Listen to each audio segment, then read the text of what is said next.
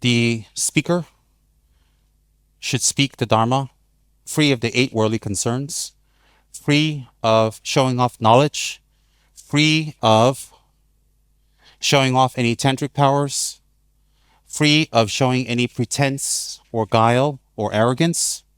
The Dharma teacher should speak in a way that is 100% focused on the benefit of the audience and that they can receive something positive. And the Dharma teacher should be teaching with a sense of not wishing to get any returns, material, physical, or psychological. But the Dharma teacher, him or herself, must teach with a motivation to benefit the listener, to plant the seeds of Buddhahood in their minds so that people can be liberated or free from their ego, free from suffering and taking endless rebirths. And the Dharma teacher should be very humble. And the Dharma teacher should be able to point out his own mistakes. And the Dharma teacher should be without any type of arrogance.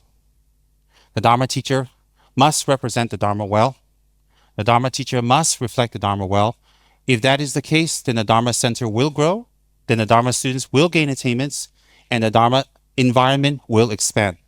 If the Dharma teacher's motivation is simply to talk from dry knowledge, if the Dharma teacher's motivation is simply to speak to show off, or to speak to get a feel-good energy, or to speak or do things just to look good, then the Dharma center, the Dharma environment, the Dharma student, Dharma people will never grow. It will stay very stagnant and it will stay very closed. Why is that? Because the blessings of the lineage cannot be transmitted. Cannot be transmitted. So therefore, the teacher's motivation should be free of the 8 worldly dharmas with good motivation and with a sincere care and with a sincere affection and this very sincere sense of responsibility for the students. And when a Dharma teacher exhibits that responsibility, care, and affection, then the blessings of the lineage, which means the Dharma teacher's guru, his guru, his guru, his guru, all the way back to Tsongkhapa, all the way back to Buddha Shakyamuni, will extend down. So the Dharma teacher must have a very good motivation, and the reflection of the motivation of the Dharma teacher will be reflected in the growth of the center, the growth of the students, and the growth of whatever work he's doing. That's very, very important. From the side of the students, we should respect our Dharma teacher at all times. We should show physical respect, mental respect. We should show verbal respect. Whenever we talk about our teacher to other people, we should never address our teacher by his name. During Lama Tsongkhapa's time, there was one nun who lived down the hill from Gandhin in a retreat place. And when spiritual seekers were looking for Lama Tsongkhapa, they walked up the hill and they asked the nun, "Where does Lama Tsongkhapa live?" So before she can answer, she ran to her house, she rinsed out her mouth, she lit some incense, she held some flour, and then she said, "My Lord, His Venerable Presence, the Lord Tsongkhapa is residing up," and then you make a left. So even the word in which she pronounced her Lama's name was said with purified air, incense, beautiful flowers, and a lot of respect. So we don't have to go to that extreme, because if that's the case, you guys have to walk around with a water bottle, permanent flowers, and it's not going to be convenient to spit in the gompa, right? Oh, where's Rinpoche? Well, Rinpoche is coming in 15 minutes. But that is just an example of the reverence. So if we have such a respect for our teacher, if we have such a devotion to our teacher, then attainments will come. The real reason for having devotion to our teacher, the real reason is to develop humility. When we develop humility and the humility is developed, knowledge goes in. When knowledge goes in, practice arises. When practice arises, attainments come forth.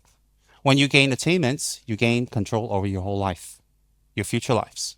So therefore, we should never say negative things about our teacher behind or in front or infer. Most important is to keep the samaya between our teacher and us very clean. If we always say, "I'm a bad student, I broke my promise, I'm a bad student, I broke my promise," it's very silly. Let me tell you why. Because you may have broken your promise of samaya today. You may have broken it last week, but you don't need to break it tomorrow. People here have a wrong conception, and let me explain, and listen very clearly.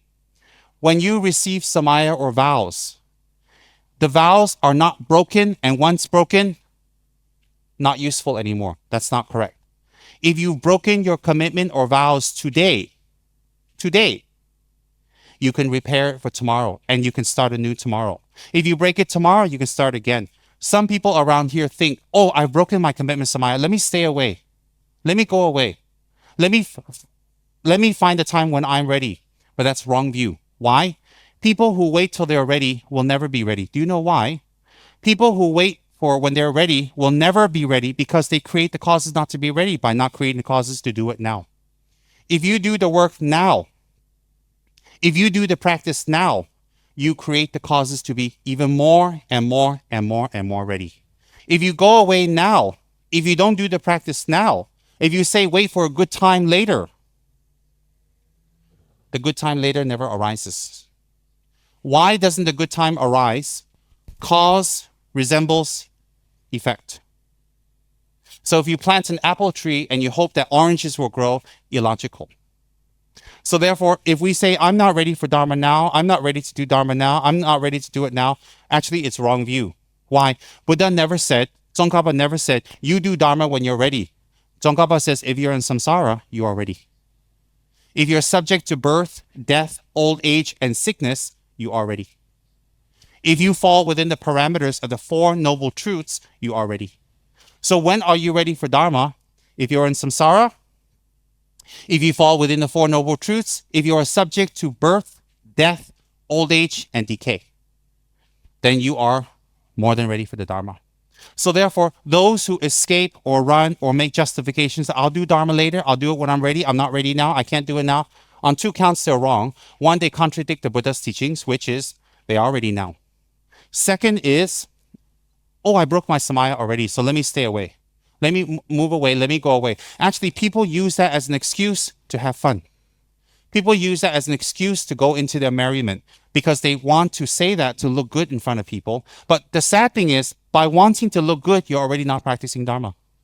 By justifying, by covering, by saying nice words so people don't lose respect for you, you already are not practicing Dharma. You already are not doing Dharma. And if you break your samaya today, you don't need to break your samaya tomorrow. You don't need to break your samaya the next day. So my teacher used to tell me, if you miss your sadhana today, I asked him, I missed my sadhana a long time ago. Should I stop now? He says, no, you missed it today. You don't have to miss it tomorrow. I said, oh yeah. I said, that makes a lot of sense. Example, if you miss lunch today, you don't have to miss lunch for the rest of your life. Although some of us, me and a few other people in the crowd, miss lunch for the rest of our lives. So by that same logic, if you miss your samaya today, you do it tomorrow. Then you do it tomorrow, you miss it tomorrow, you do it next day. And then you don't use again, oh, I'll do it next day, next day, next day. Why? Repair of samaya doesn't come from talking nice or your friends believing you. It comes from inside when you know you're doing the right thing. Okay? Friends believing you are useless. At the time of death, they can't help you, whether they believe you or not. So it's absolutely useless. So therefore, we need to be truthful.